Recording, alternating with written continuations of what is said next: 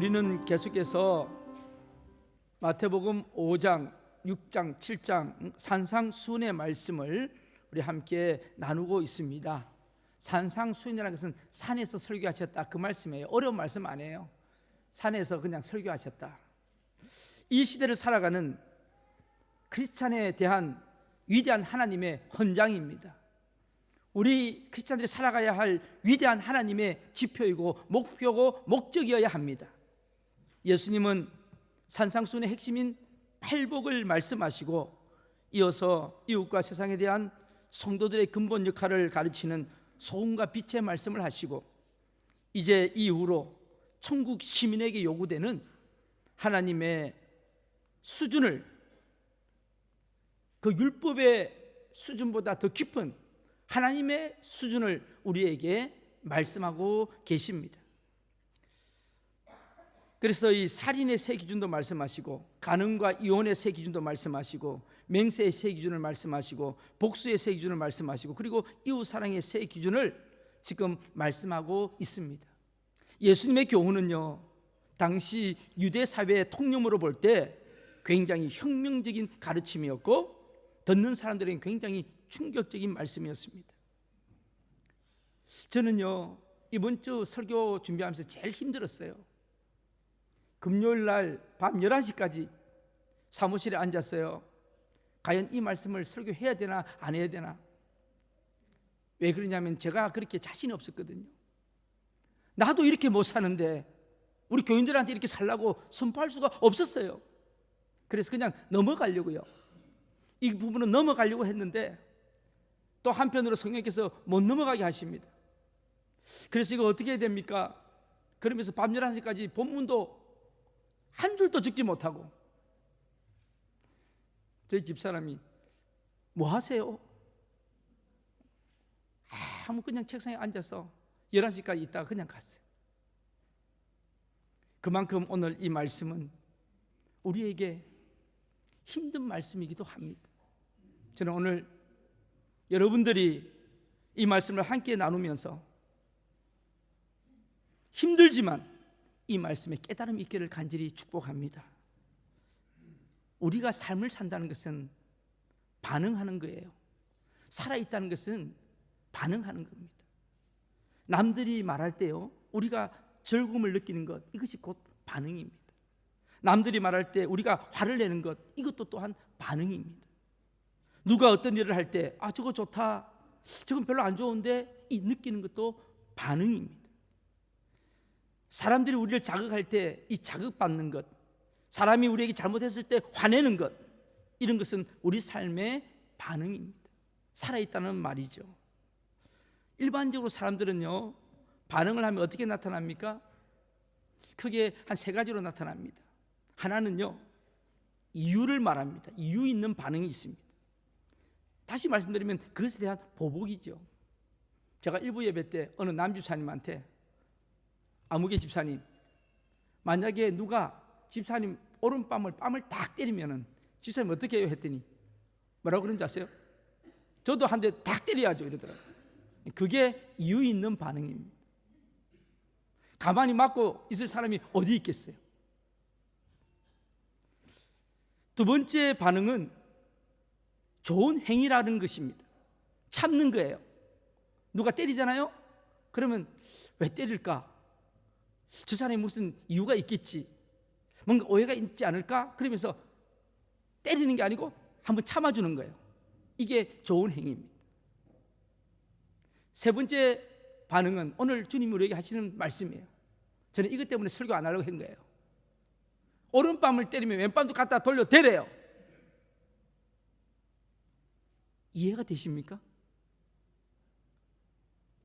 이게 무슨 반응이라 그럴까요? 저는 곰곰이 생각하다가 예수님 핑계 대면 예수님의 거룩한 생명의 반응이다. 제 반응 아니고 예수님의 거룩한 생명의 반응이다. 여러분, 이유를 말하는 단계는 뭔지 아십니까? 누가 나에게 오른밤을 때릴 때 왜 때려? 그러면서 나도 한 대 때리는 게 그게 1단계. 그게 사람의 본능이기도 하고요. 이런 유머가 있습니다. 할아버지와 할머니가 오르막길을 걸어가는데 할머니가 너무 힘이 들으셔서 도저히 그럴 수가 없었어요. 그래서 할아버지가 할머니를 업고 가게 되었어요. 참 멋진 장면이잖아요. 할머니를 업었는데 이 할머니가 미안하잖아요. 업히니까 오르막길이 안 그래도 힘드는데. 그래서 이 할머니가 그랬어요. 영감, 내가 좀 무겁지요 그랬어요. 내가 좀 무겁지요 그랬다고. 그러면 할아버지가 아니 괜찮아 이렇게 하면 될 건데 또 뭐라 그랬는지 아세요? 그럼 무겁지, 머리는 돌머리지, 얼굴은 철판이지, 심장은 강심장이지. 그러니까 할머니가 얼마나 기분이 나빴겠어요. 내려버렸어요. 그러다가 이제 둘이 걸어가다가 이제 편길에 왔는데 할아버지가 갑자기 발을 잡쳐버린 거예요. 할아버지가 이 발을 잡쳐가지고 걷지를 못하게 된 거예요. 누가 업어야 되겠어요? 네, 할머니가 업어야 돼요. 할머니가 할아버지를 업었는데 이 할아버지가 미안하잖아요. 그래서 뭐라 그랬냐면 이랬어요. 할멈, 내가 생각보다는 좀 가볍지 그런 거예요. 그래서 이 할머니가 또 뭐라 그럽니까? 이유 있는 단계라 그랬잖아요. 제가 뭐라 그랬을까요? 네, 그럼요 가볍지요.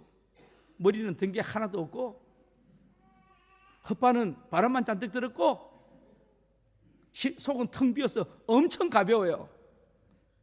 여러분, 이게 이유 있는 단계입니다. 이것 때문에 굉장히 마음이 상했어요. 그래서 그 다음날 둘이 함께 병원에 가게 됐는데 의사가 건강 강연회를 해요. 의사 선생님이 여러분 음식을 잘못 먹으면 설사가 나고요, 그리고 건강을 해치니까 잘못된 음식을 먹으면 안 됩니다. 이 가운데 혹시 음식을 잘못 먹고 큰 고통을 겪었던 분이 계십니까? 그랬더니 할아버지가 손을 번쩍 들면서 저요. 아니, 무슨 음식을 드셨는데 하니까 네, 웨딩 케이크요. 지금도 고생하고 있어요. 이 말은 약간 머리가 돌아가시는 분이 좀 깨달을 수 있는 건데, 이런 단계가 이유를 말하는 단계입니다. 모든 사람들이 다 이 수준이죠. 그런데 이 두 번째 단계인 이 좋은 행위에 속하는 반응은 어떨 건가요? 누가 한 대 때렸어요. 나에게 누가 피해를 입혔어요. 참는 겁니다. 누가 오리를 가자 그러면 억지로 오리 정도를 같이 가줍니다. 그걸로 끝입니다. 누가 부탁을 합니다. 들어줘요. 힘들어도 그래도 들어줘요. 그 정도가 좋은 행위입니다. 이것만 해도 대단하죠? 저는 이것을 종교적인 행위라 말씀드리고 싶어요. 모든 종교들이 다 이런 이야기를 해요. 이 정도는 해요. 그런데요, 오늘 예수님은요, 오른밤을 때리면 왼밤도 돌려 대래요. 예수님의 거룩한 생명의 반응입니다. 여러분, 오른밤을 맞는다는 거 한번 생각해 보세요. 사람이요, 오른손잡이가 많아요, 왼손잡이가 많아요? 네? 아니, 통계적으로 오른손잡이가 많잖아요. 그러면 여러분, 옆 사람 얼굴을 보고 지금부터 한번 때려 보는데, 오른손을 가지고 실제로 하지 말고요. 지금 실제로 하라는 게 아닙니다. 벌써 어떤 분은 손을 든 분이 있어. 아마 굉장히 그 부부관계 안 좋은 모양이에요 지금. 근데 여러분, 오른손을 가지고요, 앞에 있는 사람 뺨을 때리면은요, 어느 쪽을 맞아요? 오른뺨이에요, 왼뺨이에요? 네, 왼뺨을 맞게 돼 있어요. 그렇죠? 근데 이 랍비들이 아주 재미난 해석을 합니다. 오른손을 가지고 뺨을 때리는데 어떻게 오른뺨을 맞아요? 그러면 오른손을 가지고 오른뺨을 때리려면 어떻게 때려야 돼요? 이렇게? 일부 예배 때 이렇게 때린대. 뺨을 이렇게 때리는 사람이 어디 있어요? 어떻게 때려야 돼요? 네, 손등으로. 지금 손등으로 때린다는 분은 굉장히 똑똑하신 분이에요. 손등으로. 그러니까 손등으로 때린다는 것은요, 여러분, 랍비들이 이렇게 해석합니다. 아주 인격을 모독할 때, 모독적으로 때릴 때가 손등으로 때리는 거예요. 무슨 말인지 아시겠어요? 그러니까 지금 오른밤을 만다는 것은 엄청난 인격적인 모독을 당하는 거예요. 그렇게 맞을 때 왼밤도 돌려 대라는 거예요. 그리고 여러분, 오리를 가자고 할 때 이것도 법이에요. 지금 영어 성경은 1 마일이라고 되어 있잖아요. 당시 이스라엘은 로마의 속국이었어요. 그래서 로마 군인들은요, 이스라엘 사람들, 유대인들을 만나면 누구든지 붙잡고 야, 이 짐 지고 오리를 가, 완마일은 갈 수 있도록 법으로 정해놨어요. 그래서 누구든지 로마 군인이 완마일을 가라 그러면 가야 돼요. 그게 법이에요. 그래서 여러분 기억나시나요? 예수님이 십자가 지고 가실 때 너무 힘이 없어서 넘어지셨을 때 그때 로마 군인이 누구를 대신 십자가를 지게 하셨잖아요. 누구죠? 네, 구레네 사람 시몬을 두고 대신 십자가를 지게 했죠. 그게 바로 오리법이에요. 그러니까 오리까지 간다는 것은 바로 인간이 할 수 있는 기준이에요. 그 정도만 해도 괜찮다는 거예요. 그런데 오늘 우리 주님은요, 오리를 가자는 사람에게 심리를 가래요.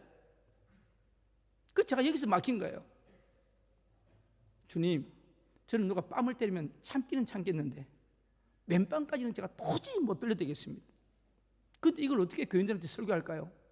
여러분, 저도 못하겠는데 어떻게 해요? 그래서 고민이 돼가지고 설교문을 쓰지 못하고 앉아 있었던 거예요. 누가 오리를 가자면 오리까지는 가겠어요. 그런데 심리까지 들어가자는 못하겠어요. 누가 속옷을 달라면 속옷까지는 주겠어요. 근데 그것까지는 주기가 힘들겠어요. 왜? 내가 입을 게 없는데 어떻게 줘요? 어떻게 해요? 주님 어떻게 해야 됩니까?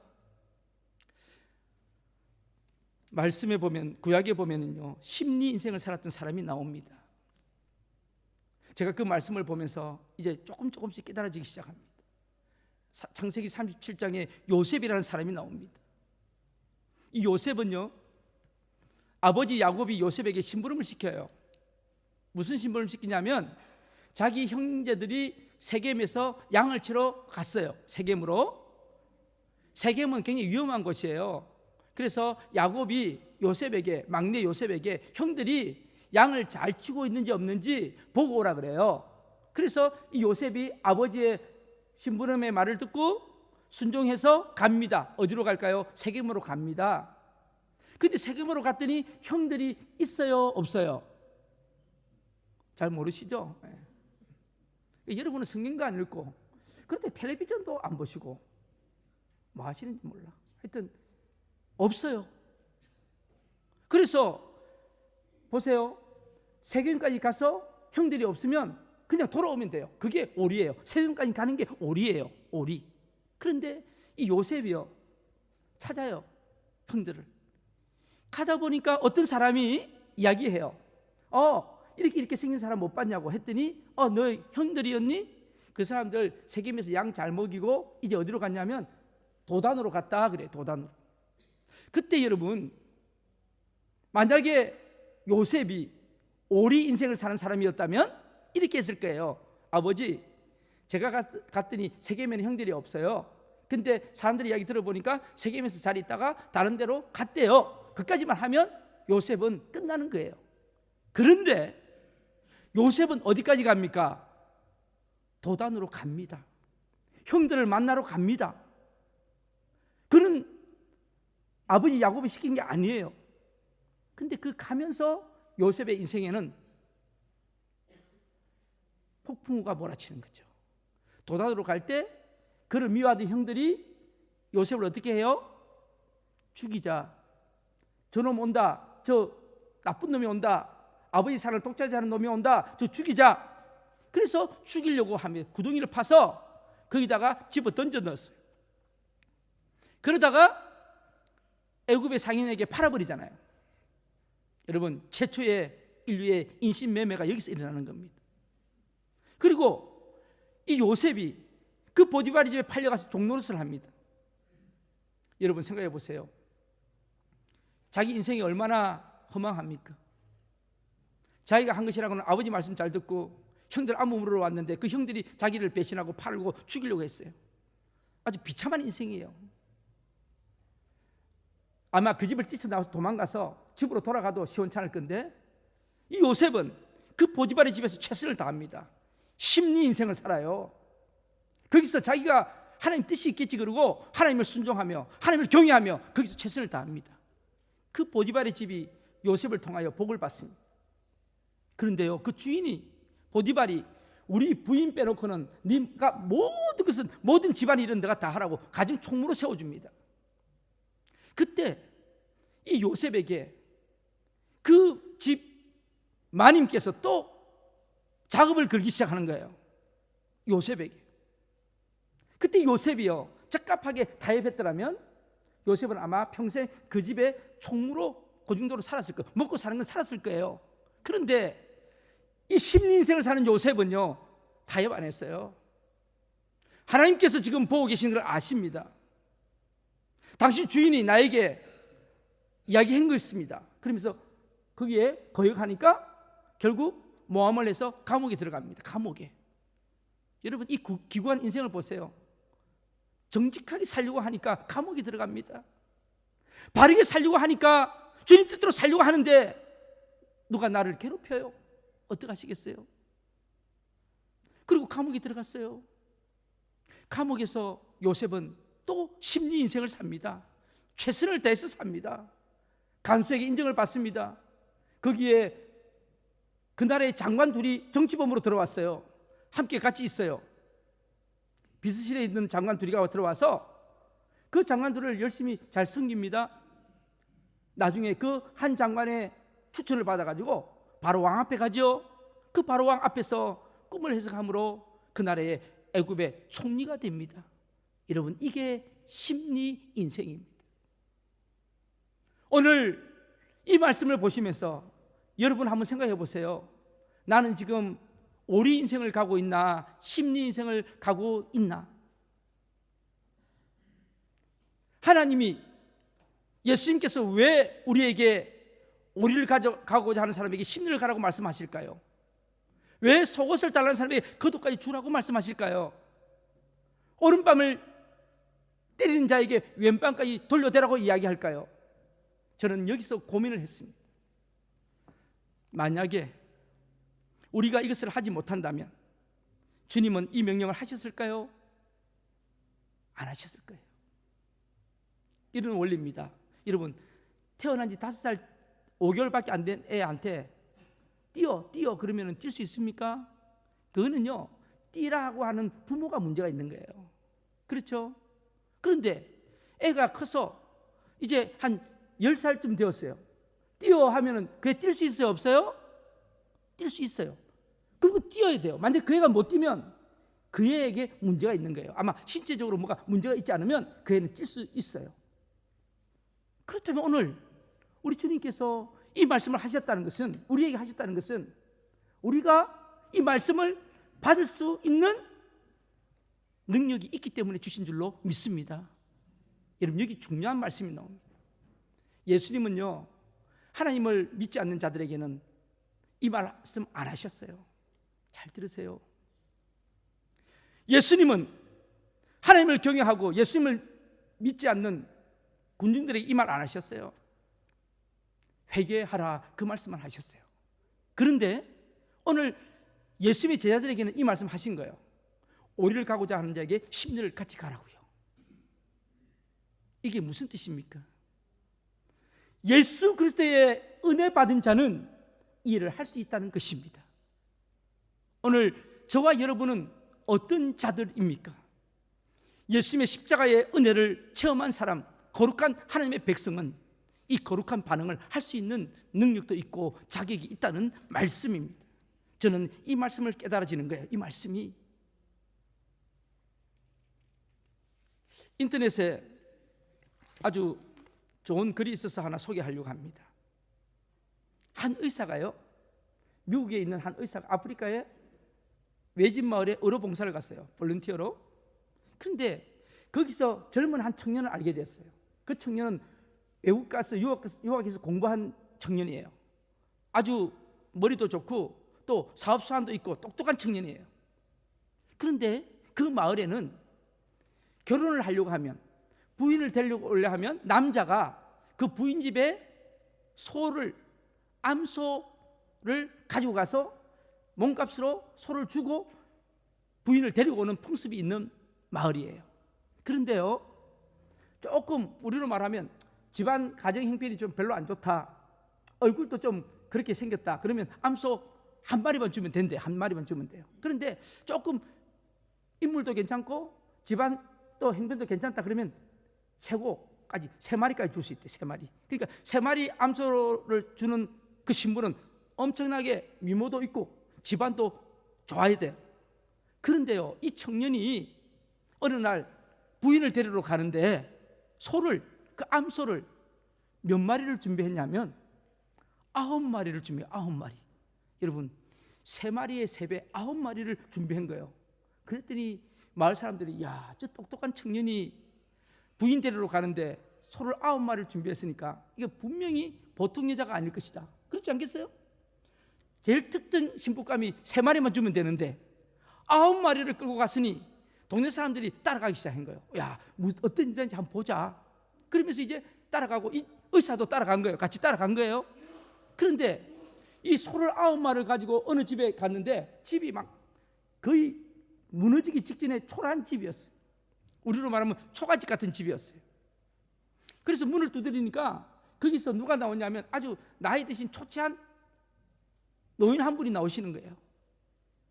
그 노인에게 이 소 9마리를 주는 거예요. 근데 뒤이어서 이제 그 기다리던 신부감이 나오는데 이 신부가요, 키는 조금 큰데 완전히 바짝 말란 초췌한, 정말 보면 수준보다 약간 이하의 그런 아가씨가 하나 나오는 거예요. 그 아가씨를 데리고 결혼을 한 거예요. 마을 사람들이 다 손가락질했어요. 아마 저 청년 머리가 이상하게 됐다고, 아마 뭐에 홀려서 그랬을 거라고.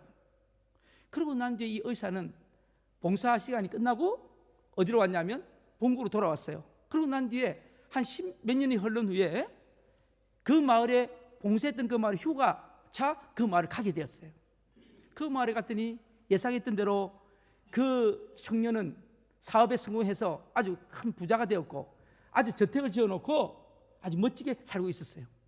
이 의사를 보고 반갑게 인사를 하고 자기 집에 식사 초대를 한 거예요. 그 집에 가서 앉았는데 그 생각이 나는 거예요. 옛날에 결혼했던 그 분위기가 생각나는 거예요. 그런데 누가 차를 한 잔 가지고 들어와요. 보니까 부인이에요. 부인이 차를 가지고 한 잔 가지고 들어오는데 와, 옛날에 보던 그 사람이 아니에요.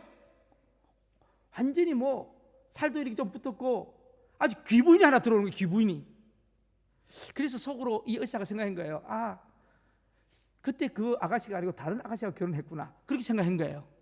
그런데 이 청년이었던 이 사람이 이야기를 하는 거예요. 아니요 선생님, 저 부인은 옛날에 그 아가씨입니다. 그러면서 그 이야기를 하는 거예요. 사실은요, 제가 저 아가씨를 어릴 때부터 허무하고 좋아했대요. 근데 결혼할 때가 되어서 자기가 고민했대요. 내가 암소를, 사실은 저 정도 부인 같으면 암소를 1마리만 가져가도 돼요. 그런데 자기가 왜 9마리를 가져갔느냐? 자기가 데려오는 부인은요, 평생 나는 1마리짜리다 2마리짜리다 그런 걸 뛰어넘어서 아주 자기 자신의 자존감을 가장 높일 수 있는 그런 여자였으면 좋겠다 생각하고 자기가 소를 9마리를 준비한 거예요. 이 부인이 시집 와서 보니까 그 남편의 마음을 알고 이 부인이 어느 날인가 갑자기 자기가요 최선을 다하더라는 거예요. 공부도 하고 살림 것도 배우고 자기 몸도 가꾸고 그러면서 아주 귀분이 되었다는 거예요. 이 의사가 이야기를 들었어요. 여러분, 우리 기독교인도 마찬가지입니다. 저는 이 아프리카 아가씨를 보면서 저희들이 생각났어요. 여러분, 우리가 하나님 알기 전에, 예수 믿기 전에 이 아가씨처럼 별 볼 일 없는 사람들이었어요. 인정하십니까? 우리가 대단한 존재 아니었어요. 사탄의 종로를 하던 자들이었어요. 그런데 하나님께서 어느 날 우리를 택하시고 붙잡으셔서 하나밖에 없는 독생자 외아들을, 눈에 넣어도 아프지 않을 만큼 그렇게 사랑했던 외아들 예수 그리스도를 정말 별 볼 일 없는 저와 우리를 위해서 십자가에서 죽게 하신 겁니다. 그 핏값으로 저와 여러분을 하나님의 자녀로 삼아 주신 줄로 믿습니다. 이 얼마나 큰 은혜입니까? 우리 이 얼마나 큰 사랑입니까? 어저께 우리 제자반 하면서 제가 그랬잖아요. 우리는 얼마짜리라고요? 예수님짜리라고요. 저와 여러분은 그런 사소한 존재가 아닙니다. 저희들 때문에, 저 때문에 십자가의 예수님 피값으로 우리를 속량하셔서 우리는 예수님짜리가 된 거예요. 여러분, 낙심하지 마시고, 여러분 너무 자기 자신을 비하시키지 마세요. 우리 한 사람 한 사람은 위대한 하나님의 자녀인 줄로 믿습니다. 오늘 우리 기독교인 한 사람 한 사람, 믿는 사람 한 사람 한 사람은 이런 사람이기 때문에 하나님은 우리에게 이런 명령을 하실 수가 있는 것입니다. 여러분, 이렇게 은혜 받은 존재가 저와 여러분들입니다. 예수님은 이런 우리들에게 말씀하십니다. 오늘 43절 44절 우리 같이 한번 읽어볼까요? 43절 44절을 같이 읽겠습니다. 시작. 또 내 이웃을 사랑하고 내 이웃을 미워하라 하였다는 것을 너희가 들었으니 나는 너희에게 이르노니 너희 원수를 사랑하며 너희를 박해하는 자를 위하여 기도하라. 아멘. 여러분, 오늘 마태복음 5장의 하이라이트입니다. 원수를 미워하라 그랬는데 그렇게 하지 말고 사랑하라. 여러분, 오늘 본 말씀을 자세히 보시면 내 이웃을 사랑하고 내 원수를 미워하라 그랬어요. 성경에 이런 말 없습니다. 여러분, 성경에 내 이웃을 사랑하고 이것은 있는데 내 원수를 미워하라는 말씀은 없습니다. 이거 누가 집어넣었을까요? 그 당시에 종교 지도자들이 집어넣은 거예요. 이게 바로 인간적인 법입니다. 내 이웃을 사랑하고, 이건 레위기 19장에 있어요. 그런데 내 원수를 미워하라는 말은 없어요. 그런데 오늘 예수님은 뭐라고 말씀하세요? 내 이웃을 사랑하고 내 원수를 사랑하라고 그랬어요. 여러분, 우리 기독교가 이런 은혜가 있기 때문에 기독교가 된 줄로 압니다. 우리 성도들은 이런 하나님의 특별한 사랑을 받은 거예요. 여러분, 원수를 사랑하신 최고의 사건이 뭔지 아세요? 어떤 사건이에요? 예, 십자가의 사건입니다. 예수님은요, 자기를 죽이고 자기를 멸시하고 자기를 조롱하는 자를 위해서 주님은 십자가 지시면서 기도하셨어요. 아버지여, 저들의 죄를 용서하여 주시옵소서. 저들은 자기들이 하는 것을 알지 못합니다. 사랑하는 성도 여러분, 이 원수 사랑의 이 은혜가 예수님 십자가에서 이루어진 겁니다. 우리가 예수를 믿는 그 순간에 이 은혜가 저와 여러분에게 이루어진 줄로 믿습니다. 로마의 역사가 디오니시스의 기록에 의하면 4세기 초반에 로마에 무서운 전염병이 돌았다고 합니다. 그때 그 전염병 때문에 인구 4분의 1이 죽었어요. 4분의 1이. 여러분, 끔찍한 사건이에요. 우리 오클랜드가 지금 인구가 한 120만 명 된다 그러죠? 그러면 4분의 1이면 30만 명이 죽은 거예요. 전염병 때문에. 그런 사건이 벌어지니까 로마 사람들은 완전히 이성을 잃어버렸다고 합니다. 공포 가운데 도덕성도 완전히 상실하고 말았어요. 자기 가족 중에서요, 누가 이 병에 들면 아들이라도 집어 던져버리는 거예요. 옮을까 봐. 자기 부모가 그 병에 들면 그냥 집어 던져버리는 거예요. 바깥에 버리는 거예요. 왜? 그 병이 자기한테 옮을까 봐. 이만큼 이성도 잃었고 도덕성도 상실된 그때에, 바로 그 순간에 놀라운 일을 목격합니다. 바로 어떤 그룹들이 그 아픈 사람들을 싣고 다니면서 간호하는 거예요. 치료하는 거예요. 그 무리가 누구였는지 아십니까? 바로 그리스도인들이었어요. 얼마 전만 해도 예수 믿는 사람 핍박하고 죽이고 그 억울함을 당했던 그리스도인들이 이 일이 벌어지니까 자기 몸을 다 내놓고 봉사하기 시작하는 거예요. 어떤 그리스도인들은 그 전염병에 감염돼서 죽어가면서도 그 사람을 돌보는 거예요. 로마 사람들이요, 자기들이 상상을 초월한, 자기들이 생각지도 못했던 그 사랑과 그 은혜를 보고 무릎을 꿇습니다. 이 세상 어디에서도 찾을 수 없었던 그 사랑을 보고 감동을 받습니다. 사랑하는 성도 여러분, 로마는 칼로 나사렛 예수 앞에 무릎을 꿇은 것이 아닙니다. 예수를 주라 부르는 백성들의 그 사랑의 모습, 자기 희생의 모습, 원수까지도 사랑하는 모습, 즉 예수 그리스도의 모습을 보면서 자기들에게 없는 이 놀라운 사랑을 보고 무릎을 꿇었던 것입니다. 그 일들 이후에 로마가 기독교로 공인될 수 있었던 것입니다. 여러분, 원수를 사랑하라, 이 말씀은 우리를 절망하게 만듭니다. 저도요 고민했습니다. 원수를 미워하지 않으려고 노력은 하겠지만 사랑은 할 수가 없을 것 같습니다. 그런데 제가 하나 더 깨닫는 것은 바로 이렇게 원수를 사랑할 수 있는 방법이 뭐냐, 오늘 주님이 말씀하고 계십니다. 여러분 44절에 보니까 이런 말씀이 있죠. 우리 다시 한번 44절 읽어볼까요? 나는 너에게 이르노니 너희 원수를 사랑하며 너희를 박해하는 자를 위하여 기도하라. 기도하라. 너희를 욕하는 자를 위하여 기도하라. 저는 이 말씀에 멈춰졌어요. 그렇구나. 바로 우리 그리스도인들은 반응은 바로 이거 기도의 반응이구나.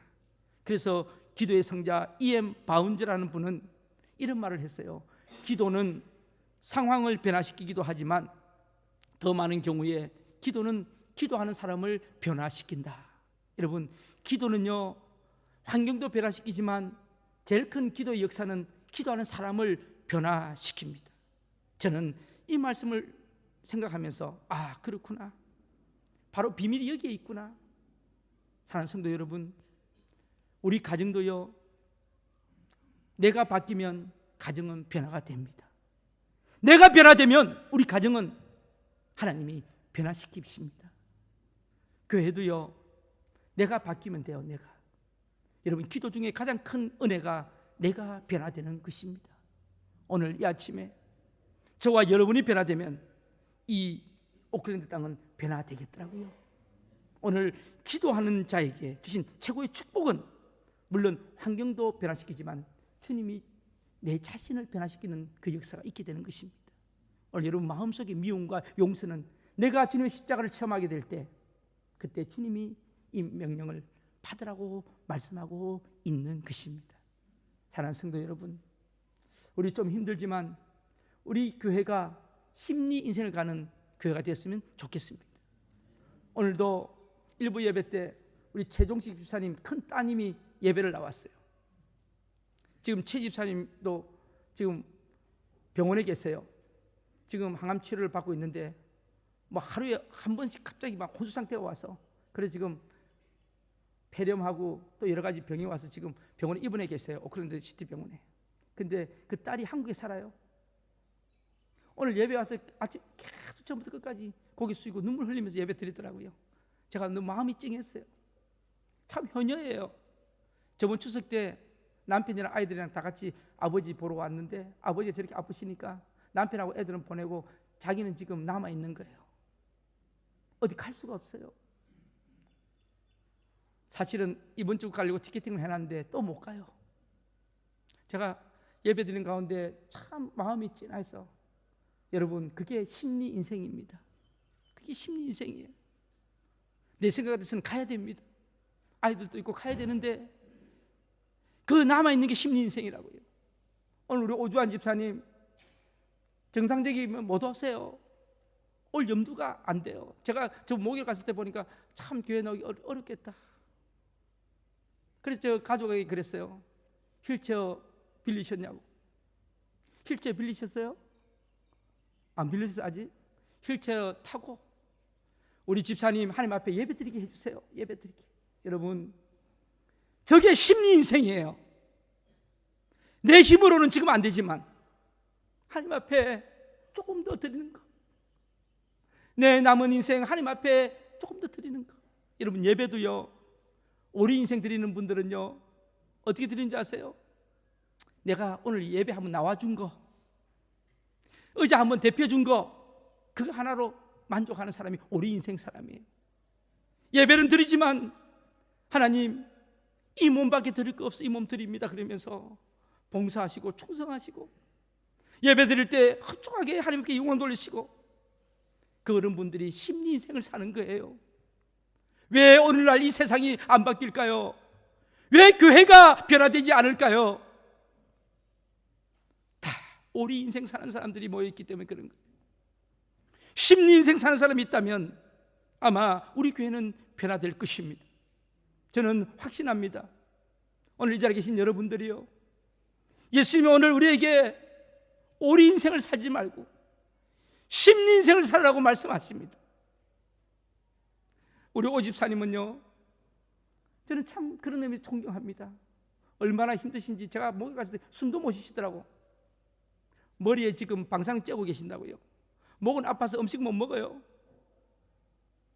지금 몰핀 맞으면서 그 고통을 이겨가고 있어요. 하나님이 얼마나 기뻐하실까요? 사랑하는 성도 여러분, 우리는요, 몸이 건강해도 교회 안 나옵니다. 무슨 일 있으면 우선순위에 제낍니다. 조그만 애 무슨 일이 있어도 안 나옵니다. 그는 오리 인생이에요. 여러분, 오늘 하나님께서 심리를 가라 그렇게 계속 말씀하시는 분이 계십니까? 주저주저하는 분들이 계십니까? 여러분 한번 던져보세요. 하나님 어떻게 역사하시나? 하나님 앞에 뭔가 지금 주저하는 분들이 계십니까? 던져보세요. 심리를 한번 걸어가 보세요. 심리 걸어갈 때에 하나님이 우리에게 기쁨도 주시고 감사도 주실 줄로 믿습니다. 우리 한 분 한 분은 그래서 하나님께서 아름답게 세우신 주님의 가장 보배로운 하나님의 자녀들이기 때문에 그렇습니다. 기도하시겠습니다.